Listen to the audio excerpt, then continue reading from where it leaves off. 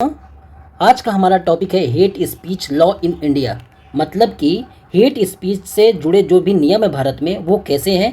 क्या हमारे समाज में हेट स्पीच इतनी ज़्यादा बढ़ गई है कि हमें दूसरे नए कानून लाने चाहिए, या जो पुराने कानून आईपीसी और सीआरपीसी में हैं उन्हीं को बनाए रखना चाहिए और उन्हीं को ढंग से यूज करना चाहिए। तो मेरा ये मानना है दोस्तों कि हेट स्पीच के लिए या घृणात्मक जो स्टेटमेंट होते हैं, होता क्या है दोस्तों, पॉलिटिकल पार्टियाँ या मतलब कि अपने जीतने के लिए समाज में ऐसे कुछ घृणात्मक भाषण, धर्म के नाम पर, जाति के नाम पर ऐसे कुछ भाषण देते हैं, या कुछ लोग अपनी स्वतंत्रता के नाम पर भी ऐसे भाषण देते हैं जिससे समाज में विद्वेष उत्पन्न होता है और समाज में एक घृणा का माहौल बनता है। और ये सब लाभ लोग कुछ अपने पर्सनल लाभ के लिए, कुछ पॉलिटिकल लाभ के लिए ये सब देते हैं। तो हमारा आज का मुद्दा यही है कि हेट स्पीच से जुड़े जो कानून है भारत में, वो कानून पर्याप्त है या हमें दूसरे और नए कानून लाने की ज़रूरत है। क्योंकि समय आ गया है कि अगर इस तरह की चीज़ें ज़्यादा बढ़ती हैं तो समाज में द्वेष बढ़ता है, समाज की मतलब कि देश की बदनामी होती है, और इससे बहुत ज़्यादा मतलब कि समाज में विद्वेष उत्पन्न होता है। यहाँ तक लोग एक दूसरे की जान के लेने के भी उतारू हो जाते हैं। तो पूरा मुद्दा ये है, हेट स्पीच का जो है उसको हम आज समझेंगे, और ये मुद्दा कई सालों से एक ज्वलंत मुद्दा बना हुआ है। तो हेट स्पीच के लिए हमारे यहाँ पे सीआरपीसी, आईपीसी, जो इंडियन पेनल कोड और क्रिमिनल प्रोसीजर कोड है, इनमें इनके खिलाफ कानून मतलब कि लॉ बनाए गए हैं। तो कुछ बहुत सारे लॉ हैं, और क्या होता है दोस्तों, उनका ठीक से पालन ना होने के कारण ये समय में मांग उठती है कि हम हेट स्पीच के लिए कुछ नए नियम बनाए जाएं। लेकिन इसमें सीआरपीसी में और आईपीसी में जो हमारी संवैधानिक मशीनरी है, जैसे पुलिस हो गई, जुडिशरी हो गई, एग्जीक्यूटिव हो गई, इनको जो पावर दी गई है और इनके जो काम बताए गए हैं, अगर वो ढंग से काम हो तो हमको नए कानून लाने की ज़रूरत ही ना पड़े। तो यही पूरा मुद्दा है, आज हम इनको समझेंगे ढंग से। तो देखिए, हमारा जो संविधान का आर्टिकल 19 है, जो हमको फ्रीडम ऑफ एक्सप्रेशन, मतलब कि जो हमें अभिव्यक्ति की स्वतंत्रता का अधिकार देता है कि हम कुछ बोलें या ना बोलें, ये हमारी मर्जी है। अगर हम कुछ, हमारे अंदर कुछ है, हमारे कुछ विचार हैं या हम उनको एक्सप्रेस करना चाहते हैं, वो अच्छे हों, खराब हों, कैसे भी हों, उन चीज़ की हमें ये स्वतंत्रता देता है। तो सारा चीज़ यहीं से निकलता है हेट स्पीच का, कि हमें हर आदमी ये कह सकता है कि मैं समाज में क्या बोलूँगा, पॉलिटिक्स में रहते हुए क्या बोलूँगा, या पर्सनल लेवल पे कैसी किताबें लिखूँगा, क्या मतलब कि अपने विचार प्रकट करूँगा, ये मेरा अधिकार है। कहाँ से अधिकार ये मुझे मिला है? ये संविधान का जो आर्टिकल 19 है वो मुझे ये अधिकार देता है कि मैं अपने विचारों को कैसे भी व्यक्त कर सकता हूँ। तो इसके तीन पक्ष हैं। जो फ्रीडम ऑफ एक्सप्रेशन है, जो हमको मिला है, अभिव्यक्ति की स्वतंत्रता का अधिकार, इसको हम तीन मूल भाव में पढ़ते हैं। एक तो ये है कि ये ह्यूमन राइट, जो universal declaration of human right है, ये है कि भारत, ये एक तरीके का सार्वभौमिक मानव अधिकार है। इसका कहने का क्या मतलब है कि जो अभिव्यक्ति की स्वतंत्रता है, ये हमारा नैसर्गिक अधिकार है। हम मनुष्य के नाते हैं, ये निहित है कि मनुष्य को एक्सप्रेशन की स्वतंत्रता होनी ही चाहिए। तो जॉन लॉक किसी को जैसे कहता है कि ये एक प्राकृतिक अधिकार है, मनुष्य होने के नाते ही आपको ये अधिकार मिलता है कि आप अपनी भावनाओं को प्रकट कर सकें। तो एक डायमेंशन इसका ये होता है कि ये एक तरीके से प्राकृतिक अधिकार ही है, जो मतलब कि इसके लिए तर्क देते हैं। दूसरा क्या है, 1976 में जो ICCPR के तहत, मतलब international covenant of civil and political right है, इसके तहत इसको मतलब कि ये जो फ्रीडम ऑफ एक्सप्रेशन है, ये एक प्रयुक्त की जानी बहुत महत्वपूर्ण शब्दावली। इसका क्या मतलब है दोस्तों, दुनिया भर में इसको बचाने के लिए, फ्रीडम ऑफ एक्सप्रेशन को बचाने के लिए, ये मतलब कि एक तरीके का कन्वेंशन है कि दुनिया भर में जो लोग हैं उनके जो एक्सप्रेशन के राइट्स हैं उनको बचाने के लिए एक तरीके का सम्मेलन हुआ। और तीसरा इस दृष्टिकोण में पढ़ते हैं कि एक तरीके की सिविल लिबर्टी है, कि नागरिक है, अगर कोई भी है तो उसको बोलने की तो आज़ादी होनी ही चाहिए किसी समाज में। अगर समाज में इस तरीके की लिबर्टी नहीं होगी तो समाज आगे बढ़ेगा कैसे, नए विचार आएंगे कैसे? तो इस तरीके से इसको डिफेंड किया जाता है, मतलब कि फ्रीडम ऑफ एक्सप्रेशन को बयां किया जाता है। लेकिन इसी फ्रीडम ऑफ एक्सप्रेशन के नाम पे देखिए, एक सब समाज में होना क्या चाहिए कि लोग अपने लिमिटेशन को खुद ही जाने। अगर वो संविधान नहीं भी जानते हैं तब भी एक सभ्य समाज में लोगों को ये जानना चाहिए, उनकी जिम्मेदारी होनी चाहिए कि हम क्या समाज में बोल रहे हैं, उसका समाज पे क्या असर होगा। अगर कुछ ऐसा बोलते हैं जिससे समाज में नेगेटिव असर जाता है, दंगे भड़कते हैं, लोग एक दूसरे से दूर होते हैं, उन्हें घृणा फैलती है, तो ये हमारी खुद की जिम्मेदारी होनी चाहिए कि हम ऐसे शब्दों का प्रयोग ना करें। लेकिन क्योंकि अगर हमको आर्टिकल 19 के तहत अगर संविधान ये अधिकार देता है कि आपको कुछ बोलने की स्वतंत्रता है, कुछ अपने विचार व्यक्त करने की स्वतंत्रता है, तो आपको ये भी समझना चाहिए आर्टिकल 19(2) के तहत रिजनेबल रिस्ट्रिक्शन भी हैं कि समाज में सदाचार, लोक कल्याण, ये सब चीज़ें जो हैं वो चीज़ें भंग नहीं होनी चाहिए। तो हमको ये भी समझना चाहिए। लेकिन कुछ लोग आर्टिकल 19 के नाम पर अपने मतलब कि वाक और अभिव्यक्ति की स्वतंत्रता के नाम पर कुछ ऐसे एक्सप्रेशन शो करते हैं जो समाज में नहीं होने चाहिए, उन्हीं को हम हेट स्पीच के दायरे में रखते हैं। अब देखते हैं कि जो आर्टिकल 19 के तहत freedom of speech and expression के नाम पर कुछ चीज़ें जो होती हैं वो नहीं होनी चाहिए। वो क्या चीज़ें होती हैं जिनको हम मतलब कि हेट स्पीच या घृणात्मक स्पीच या भड़काऊ भाषण जो लोग कहते हैं उनके दायरे में हम रखते हैं, क्या नहीं होना चाहिए। देखिए क्या क्या चीज़ें इसके दायरे में आती हैं। इसमें पहली चीज़ क्या है कि अनावश्यक पॉलिटिकल प्रोपेगेंडा नहीं होना चाहिए। किसी भी विशेष समुदाय, संगठन, क्षेत्र, जाति, जनजाति, भाषा, धर्म आदि के नाम पर अनावश्यक जो पॉलिटिकल प्रोपेगेंडा होता है वो नहीं होना चाहिए। क्योंकि देखिए राजनीतिक जो पार्टियां होती हैं अपने लाभ के लिए वो प्रोपेगेंडा तो करेंगी ही करेंगी, लेकिन तब ये अगर इन सब चीज़ों के नाम पे समुदाय, संगठन, क्षेत्र, जाति, जनजाति इन सब के नाम पे होता है तो वो समाज को कहीं ना कहीं बांटने का काम करेगा। और आप सिर्फ ये नहीं कह सकते कि ये हमारी फ्रीडम ऑफ एक्सप्रेशन है, इस नाम पे आप समाज को पूरी तरीके से बांट नहीं सकते। और अगर आप इस तरीके का भाषण देते हैं, इस तरह की स्पीच देते हैं, पॉलिटिकल प्रोपेगेंडा किसी समुदाय विशेष, क्षेत्र विशेष, जाति, धर्म आदि के नाम पर फैलाते हैं तो कहीं से भी फ्रीडम ऑफ एक्सप्रेशन के दायरे में वो नहीं आएगा, वो एक हेट स्पीच माना जाएगा। क्योंकि आपके इस काम से समाज बढ़ता है और समाज में एक घृणा उत्पन्न होती है। देखिए हर समाज की होती क्या है दोस्तों, हर समाज की एक इनर फॉल्ट लाइन होती है। इनर फॉल्ट लाइन का क्या मतलब है कि अगर उस चीज़ को छेड़ा जाएगा ना तो अब समाज टूट जाता है। सबकी एक फॉल्ट लाइन, एक कमी होती है। तो भारत की जो फॉल्ट लाइन है वो उसकी विविधता है, विभिन्न प्रकार के धर्म, जाति, समुदाय के लोग यहाँ रहते हैं। अगर उस फॉल्ट लाइन को छेड़ा जाएगा या कहीं ना कहीं उसको खिलाफ कुछ बोला जाएगा तो वहाँ पे जो हमारी एकता है या विविधता है वो टूटने की कगार पर आएगी। तो इस तरीके की स्पीच जो होती है उसको किसी भी तरीके से फ्रीडम ऑफ एक्सप्रेशन के दायरे में नहीं रखा जाएगा। ये एक तरीके की मतलब कि हेट स्पीच ही मानी जाएगी। नकारात्मक राजनीतिक परिदृश्य, निगेटिव पॉलिटिकल अगर नैरेटिव कोई तैयार करता है किसी धर्म विशेष, जाति विशेष, इन सब चीज़ों के खिलाफ तो ये भी एक हेट स्पीच के ही दायरे में आएगा। आप सिर्फ ये नहीं कह सकते कि हमारी एक फ्रीडम ऑफ एक्सप्रेशन है, हमको बोलने का अधिकार है, समाज में हम भी रहते हैं, लेकिन नहीं, आप समाज में रहते हैं तो आपको अपनी जिम्मेदारी भी समझनी पड़ेगी। समाज ने ही आपको बोलने का हक दिया है, आपके प्राकृतिक अधिकार तो हैं, लेकिन आप समाज से कट के किसी आइलैंड पर नहीं रह रहे, आप वहाँ पर अपनी चीज़ें नहीं कर रहे, आप एक समाज के हिस्से हैं। तब आपको अपनी मतलब कि आपके जो अधिकार हैं उसके साथ आपके कर्तव्य भी जुड़े होते हैं, उनको भी समझना चाहिए। अगर आप ऐसा नहीं करते तो वो हेट स्पीच के दायरे में आएगा और आपको उसके लिए सजा का प्रावधान भी होगा।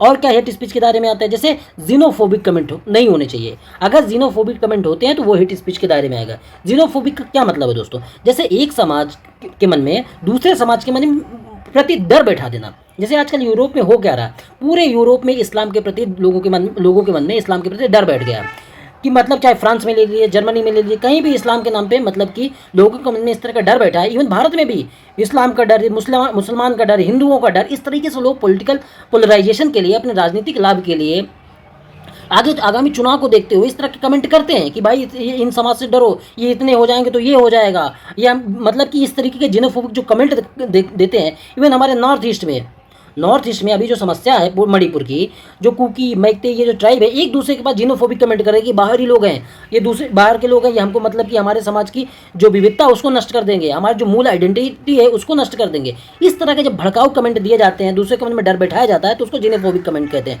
और इसी की वजह से लोग बढ़ते हैं। तो ये कहीं से भी आपका फ्रीडम ऑफ एक्सप्रेशन केवल नहीं है, ये समाज को तोड़ने का काम करता है और ये हेट स्पीच के दायरे में आएगा। और देखिए क्या होता है, होमोफोबिक कमेंट का मतलब क्या है कि मतलब जैसे समलैंगिक लोग हैं उनके खिलाफ दुराग्रह फैलाना कि ये सब समाज के लिए मतलब कि सही नहीं है, ये बीमार लोग हैं, ये मतलब कि इनकी सोच इस तरीके की जो सब समाज को खराब कर देगी। तो इस तरीके का समाज में दुराग्रह फैलाना, जैसे होमोसेक्सुअल जो लोग हैं और उनको मेन स्ट्रीम का भाग इस वजह से, तुम अगर इस तरह फैलाया जाएगा तो मेन स्ट्रीम का भाग तो कभी नहीं बन पाएंगे। अगर इस तरह किया जाता है तो कहीं से भी ये आपका फ्रीडम ऑफ एक्सप्रेशन, अभिव्यक्ति की स्वतंत्रता का अधिकार नहीं है। ये एक तरीके से हेट स्पीच है, घृणात्मक भाषण है जो समाज को बांटने का काम करता है। और देखिए दुनिया भर में कहीं भी निरपेक्ष अधिकार नहीं होते, निरपेक्ष अधिकार हमेशा सापेक्ष होते हैं कि जैसे फ्रीडम ऑफ एक्सप्रेशन है, फ्रीडम ऑफ एक्सप्रेशन दिया गया, आपको बोलने की स्वतंत्रता का अधिकार दिया गया, धर्म की स्वतंत्रता का अधिकार दिया गया, अपने मतलब कल्चर को प्रमोट करने का अधिकार दिया गया। तो ये हर चीज़ के साथ मतलब कि कुछ ना कुछ रिजनेबल रिस्ट्रिक्शन जोड़ दिए जाते हैं, युक्त निर्बंधन होता है कि आप इतना करिए, लेकिन आपको धर्म परिवर्तन कराने का अधिकार नहीं है। इसी तरीके से कुछ चीज़ निरपेक्ष नहीं है, आपको अधिकार दिया गया तो उसके साथ कुछ जिम्मेदारियां दी गई हैं। सिर्फ आप ही को अधिकार नहीं दिया गया है, दूसरे के भी अधिकार है। तो आप अपने अधिकार को केवल मतलब कि अब अपने अधिकार की चाहत के लिए दूसरे के अधिकारों को ना दबाएं या दूसरों के अपने अधिकार के नाम पे समाज में एक भेदभाव ना फैलाएं। तो ये चीज़ हमेशा कही जाती है कि अधिकार कभी निरपेक्ष नहीं होते, वो किसी चीज़ के सापेक्ष ही होते हैं। सबको अपनी सीमा पता होनी चाहिए और समाज के प्रति अपनी जिम्मेदारी को ध्यान में रखिए ही इसका प्रयोग करना चाहिए। फ्रीडम जब ऐसा कहा जाता है कि अगर जो हमारे मतलब कि फ्रीडम ऑफ एक्सप्रेशन है, अगर उस पर लिमिट लगाएंगे तो लिमिट लगाने का दायरा क्या होगा, ये भी सवाल उठता है। तो यहाँ पे ये निर्णय स्वविवेक से भी लोग ले सकते हैं कि एक सभ्य समाज में अगर रहते हैं तो बहुत सारी चीज़ें हमको नहीं बोलनी चाहिए। फ्रीडम ऑफ एक्सप्रेशन का मतलब ये भी होता है दोस्तों कि एक रिस्पॉन्सिबल स्पीच, आप कितने जिम्मेदारी तरीके से बोलते हैं एक समाज में, तो वो भी होता है। तो आपको इसका ध्यान रखना जाना चाहिए। अगर आप इसका ध्यान नहीं रखते तो आपके वो फ्रीडम ऑफ एक्सप्रेशन सिर्फ नहीं है, आप समाज में कहीं ना कहीं दुराग्रह पैदा कर रहे हैं। पब्लिक ऑर्डर को, पब्लिक मोरलिटी को अगर इसको आप ध्यान में नहीं रखते हैं और इसको भंग करने की कोशिश करते हैं तो वो सिर्फ और सिर्फ हेट स्पीच के दायरे में आएगा और इसमें कोई दो राय नहीं है। देखिए, अगर आप सोशल इथोस, जो समाज की नैतिकता है, वो अगर भंग करते हैं, देखिए दुनिया भर में जो भारत कहा जाता है, बहुत बड़े बड़े थिंकर ये बोलते हैं कि भारत जैसे समाज को बाहरी खतरा नहीं है, यहाँ पे आंतरिक खतरा ही है। आंतरिक समाज के लोग ही अगर एक दूसरे को, जो हमारी विविधता है, जो हमारी मूल पहचान है, विशेषता है, अगर उसको तोड़ने का काम करते हैं तो यही हमारे लिए सबसे बड़ा खतरा है। बाहरी कोई खतरा नहीं, कोई सेना का हमला नहीं होने जा रहा है। अगर इसी समाज को तोड़ के रखते हैं आप, इस तरीके से भड़काऊ भाषण देते हैं एक विशेष समाज के प्रति, चाहे किसी भी समाज का आदमी हो, तो ये सबसे ज़्यादा जरूरी है कि हमको ये सब चीज़ें ना हो और इसको हेट स्पीच के दायरे में रखा जाए और इसके लिए कड़ी से कड़ी सजा का प्रावधान किया जाए। मणिपुर में जो हो रहा है वो यही हो रहा है दोस्तों, जिनेफोबिक कमेंट हो रहे हैं, इसकी वजह से एक दूसरे से समाज कटता चला जा रहा है, दूर होता चला जा रहा है, एक दूसरे के प्रति हिंसा कर रहा है। अब इन्हीं सब वजहों से हेट स्पीच के लिए लगातार कानून की मांग हो रही है। लेकिन देखिए, हेट स्पीच को अगर कंट्रोल करना है तो उसके लिए किसी कानून की ज़्यादा आवश्यकता नहीं। हमारे आईपीसी में, सीआरपीसी में, इन सब में कानून बहुत हैं। अगर उन्हीं को ढंग से लागू किया जाता है तो हेट स्पीच को नियंत्रित किया जा सकता है। देखिए, अब हम देखते हैं क्या क्या कानून है हमारे आईपीसी में, जो हमारे इंडियन मतलब कि पेनल कोड है उसमें क्या है, और सीआरपीसी जो क्रिमिनल प्रोसीजर कोड है, जिसमें मतलब कि अपराध अगर कोई होता है तो उनकी प्रक्रिया होती है, दंड क्या होगा, इन सब चीज़ों के विषय में होता है। तो उसमें हमारे जो मतलब कि कानून है वो क्या क्या है, अब हम वो चीज़ें देखते हैं। देखिए, तो सबसे पहला जो कानून है वो है सेडिशन का कानून, जो आईपीसी की धारा 124A है। वो क्या कहती है दोस्तों, वो अगर कुछ चीज़ भड़काऊ होता है समाज में तो उस पर क्या होता है कि अगर कुछ समाज को तोड़ने वाली कुछ चीज़ें होती हैं, राष्ट्र को तोड़ने वाली कुछ चीज़ें होती हैं, तो उस पर सेडिशन का कानून होता है, जिसके खिलाफ मतलब कि जिसमें अगर केस दर्ज होता है तो लोगों को जेल हो सकती है। बस इस ध्यान ये रखना है दोस्तों कि आजकल जो समाज में धर्म के नाम पर दूषित मानसिकता, ट्रोल आर्मी या सोशल मीडिया में लगातार जो ट्रोलिंग होती है, इन सब चीज़ों की वजह से समाज भंग हो रहा है। लेकिन जब इस तरह के कानून भी है हमारे समाज में तो इनका प्रयोग होना चाहिए। लेकिन होता क्या है कि इन सब कानूनों का प्रयोग से ज़्यादा दुष्प्रयोग होता है।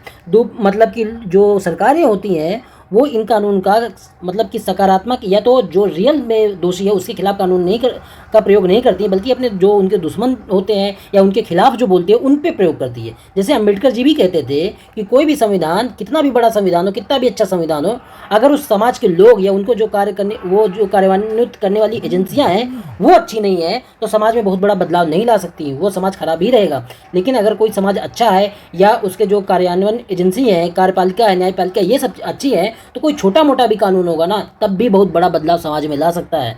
तो मेन बात यह है कि कानून तो हैं हमारे समाज में, लेकिन उनका जो दुरुपयोग करने वाली एजेंसियां हैं अगर वो ढंग से काम करें तो यही कानून पर्याप्त है हेट स्पीच जैसे चीज़ों को रोकने के लिए। और क्या है हमारे संविधान में, आईपीसी की धारा 153 है, आईपीसी की धारा 153 भी है। ये क्या बताती है कि ये समाज के जो गुटों के बीच में दुश्मनी, वैमनस्यता फैलाना या धार्मिक सामाजिक अगर वैमनस्यता फैलाई जाती है तो ये एक अपराध होगा। एक ये हमारे पास कानून है। और क्या कानून है, 295A, ये ब्लास्फेमी या इस निंदा से संबंधित कानून है कि अगर धर्म के खिलाफ कोई बहुत बड़ी चीज़ें करता है, इस निंदा फैलाता है, तो इसका अगर कोई मतलब कि इस तरीके से भाषण देता है तो वो एक अपराध समझा जाएगा और उसके लिए सजा का प्रावधान होगा। लेकिन फिर वही बात है कि इसका सदुपयोग उपयोग से ज़्यादा दुरुपयोग होता रहता है। आईपीसी की धारा 505 1 और 2 है। इसमें क्या है कि प्रकाशन से संबंधित या कोई रिपोर्ट अगर प्रकाशित की जाती है तो ऐसी रिपोर्ट आप प्रकाशित नहीं कर सकते जो अफवाह फैलाने का काम करे, समाज में दुश्मनी फैलाने का काम करे। अगर इस तरीके से आप करते हैं तो आईपीसी की धारा 505 के तहत अपराध होगी और आपको कड़ी से कड़ी सजा दी जाएगी। सीआरपीसी की धारा 107 है। इसमें क्या है, ये क्या कहती है कि अगर आप कोई रैली करते हैं या रैली में या मंच से अगर कोई भाषण देते हैं तो इस तरीके के रैली या भाषण को जो मजिस्ट्रेट होता है वहाँ का एग्जीक्यूटिव मजिस्ट्रेट, वो पहले ही रोक सकता है आपको। अगर उसको आशंका है कि आप इस तरीके से स्पीच देंगे जो वहाँ का जो सोशल ऑर्डर है या मतलब कि पब्लिक ऑर्डर है उसको भंग करेगा, पब्लिक मोरलिटी को भंग करेगा, तो आपको पहले ही मतलब कि आपकी गिरफ्तारी कर सकता है, आपको रैली या स्पीच देने से रोक सकता है। तो ये हमारे पास कानून है। और क्या है, आरपीए जो रिप्रेजेंटेशन ऑफ पीपुल एक्ट है 1951 का, उसका सेक्शन 123A, ये क्या कहता है दोस्तों, ये कहता है कि अगर कोई चुनाव लड़ने का कोई उम्मीदवार है, अगर वो धर्म के नाम पर वोट मांगता है और ये सिद्ध हो जाता है कि उसने धर्म के नाम पर वोट मांगी है जिससे समाज में द्वेष उत्पन्न हुआ है, तो उसकी उम्मीदवारी पूरी तरीके से खारिज हो जाएगी। अब देखिए इतने सारे कानून हैं हमारे देश में दोस्तों हेट स्पीच को लेके, कि फ्रीडम ऑफ एक्सप्रेशन के नाम पे अगर कोई हेट स्पीच फैलाता है तो उस तरीके को लेके हमारे पास इतने कानून हैं। लेकिन होता क्या है कि अगर इन कानूनों का ढंग से सदुपयोग होगा, ढंग से अगर ये फॉलो होंगे, जो चीज़ें लिखी गई हैं अगर उनके अनुसार कार्रवाई होगी तो समाज बहुत बेहतर की तरफ जाएगा और हेट स्पीच जैसी चीज़ें बंद होंगी। लेकिन अगर इनका दुरुपयोग होगा, अपने हिसाब से इनका अगर प्रयोग होगा, तो ये चीज़ें चलती रहेंगी और फिर नए नए समाज में हमेशा ये मांगे उठती रहेंगी कि इनको लिए नया कानून बनाने की आवश्यकता है। कानून बना देना ही सबसे बड़ा विकल्प नहीं होता दोस्तों। जो बने कानून है उनका इवैल्यूएशन हो, उन्हीं को ढंग से लागू किया जाए। कानून बना देने से कोई सोल्यूशन नहीं हो जाता है। कानून बना दिया और उसके बाद कार्यान्वयन नहीं हो रहा, वो उसी तरीके से ठंडे बस्ते में पड़ा है, तो कानून बनाने का फायदा क्या होगा? फायदा तो तब होगा ना जब हेट स्पीच जैसी चीज़ें बंद होगी। तो उसके लिए जो बने कानून है उन्हीं को ढंग से फॉलो किया जाए। और हमारा क्या है इशू, देखते हैं हेट स्पीच कानून का प्रयोग कब। अब ये देखिए जो कुछ केस हुए हैं उसमें क्या मतलब कि सुप्रीम कोर्ट का निर्णय दिया गया है कि इसका प्रयोग कब होना चाहिए, वो चीज़ें इस पर कुछ बताई गई हैं। देखते हैं। एक केस हुआ दोस्तों प्रवासी भलाई संगठन मामला, एक ये केस हुआ और एक हमारे यहाँ कमीशन बनाया गया है बेजबरुआ कमीशन। तो इन दोनों इस केस में और ये कमीशन की जो रिकमेंडेशन थी वो क्या थी कि अगर जब हेट स्पीच का जो लॉ है अगर वो लगाए जाते हैं तो वो कब लगाए जाने चाहिए। तो लगाते समय ये ध्यान में हमेशा रखना चाहिए दोस्तों कि जो व्यक्ति स्पीच दे रहा है, ये जो राइटर है, ऑथर है, ऑरेटर है, उसका स्टेटस क्या है सामाजिक और आर्थिक रूप से, ये देखा जाए कि वो अगर बहुत ज़्यादा महत्वपूर्ण आदमी है तो उसी हिसाब से उसके बोलने से कितने लोगों पे प्रभाव पड़ता है, समाज किस हिसाब से डिवाइड होता है, ये सब चीज़ें भी देखी जाए। और जिस समुदाय या व्यक्ति के खिलाफ वो हेट स्पीच दे रहा है उसका भी स्टेटस देखा जाए, जो विक्टिम है उसका भी स्टेटस देखा जाए। जैसे अगर ट्रांसजेंडर समुदाय है उसके प्रति कोई अगर भाषण देता है तो एक तो पहले से ही ज़्यादा मतलब कि विक्टिम लोग हैं, बहुत ज़्यादा मतलब वल्नरेबल ग्रुप है, तो अगर इसके खिलाफ और बोला जाएगा तो ये तो और समाज में दबे हुए महसूस करेंगे। महिलाएं हैं उनके खिलाफ अगर कोई बोलता है तो ये और बड़ा इशू बनना चाहिए। मतलब कि अगर जैसे मेल के खिलाफ उतना बड़ा इशू नहीं, लेकिन अगर महिलाओं के खिलाफ और ज़्यादा वल्नरेबल ग्रुप है उनके खिलाफ बोला जाता है तो ये भी ध्यान में रखा जाना चाहिए कि जो विक्टिम है उनका स्टेटस क्या है, जो बोल रहा है उसका स्टेटस क्या है। और ये देखना चाहिए कि अगर जो जिसने स्पीच दी उसकी स्पीच से हिंसा भड़कती है कि नहीं, या हिंसा भड़कने की संभावना भी है कि नहीं, ये सब चीज़ भी देखी जाए। और स्पीच देने के बाद अगर समाज में सोशल डिवाइड होता है, ये अगर नहीं होता है तो ये सब चीज़ें भी देखे जाने की ज़रूरत है। तो इसमें कहने का ये सिर्फ मतलब है कि अगर जो हेट स्पीच से जुड़े कानून हैं, ये जो जिन कानूनों की हमने बात की 124A, 153A, B, 295A, इन सब का प्रयोग कब किया जाना चाहिए, तो अगर प्रयोग कब किया जाना चाहिए तो उसी के लिए ये केस और ये कमीशन ने जो रिकमेंडेशन दी थी कि ये स्टेटस जो बोल रहा है आदमी उसका ये स्टेटस देखो, जिसके खिलाफ बोल रहा है उसका ये स्टेटस देखो, और सब व्यापक रूप से समाज पे क्या प्रभाव पड़ रहा है वो चीज़ें देखनी चाहिए। सोशल डिवाइड हो रहा है कि नहीं हो रहा है ये भी देखना चाहिए। और अगर ये सब चीज़ें हो रही हैं तो उन पर जो हेट स्पीच के खिलाफ कानून है उनके कानून का प्रयोग होना चाहिए और कड़ी से कड़ी सजा देनी चाहिए। तो ये हमारा जो हेट स्पीच के नियम है दोस्तों, हेट स्पीच का पूरा इशू क्या है वो हमने ये 20 मिनट के वीडियो में देखा।